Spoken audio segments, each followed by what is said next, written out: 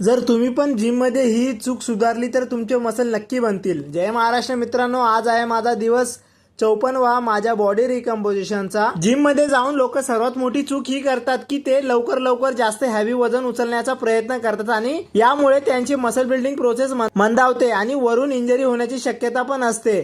जड वजन उचलण्याच्या नादात लोक वेट नियंत्रण ठेवू शकत नाही। ते हे समजत नाहीत की मसल व्यवस्थित फील करून आणि समजून घेतल्यानेच मसल लवकर बनतात। सर्व मोठमोठे बॉडी बिल्डर ज्यांच्याकडे भरपूर मसल आहे ते लोक सुद्धा दिखावा करण्याऐवजी एक्सरसाइज टेक्निक आणि कंट्रोल जास्त लक्ष केंद्रित करतात। मी हे म्हणत नाही की तुम्हाला खूप हळू व्यायाम करायचा आहे, तुम्हाला मसलवर योग्यरित्या लोड द्यायचा आहे, कारण मसल फक्त मेकॅनिकल टेन्शन वाढतात आणि हे वाढवण्यासाठी तुम्हाला योग्य माइंड मसल कनेक्शन आणि एक्सरसाइज सिलेक्शन करून कंट्रोल रॅप करायचे आहेत। हे विसरू नका की तुम्ही जितके वजन उचलत आहात ते तेव्हाच महत्त्वाचे ठरेल जेव्हा ते तुमच्या मसल चॅलेंज देत आहे आणि स्टिम्युलेट करत आहे। एकदा तुमचे टेक्निक परिपूर्ण परफेक्ट झाले की तुम्ही वजन वाढवायला सुरुवात करू शकता आणि याच प्रक्रियेला आपण प्रोग्रेसिव्ह ओव्हरलोड म्हणतो। आज जिम मध्ये मी ट्रेन करणार होतो चेस्ट आणि ट्रायसेप। तर सुरुवातीला incline dumbbell press, pec deck fly middle chest साठी आणि लोअर चेस्ट साठी केबल क्रॉस चेस्ट डिप्स।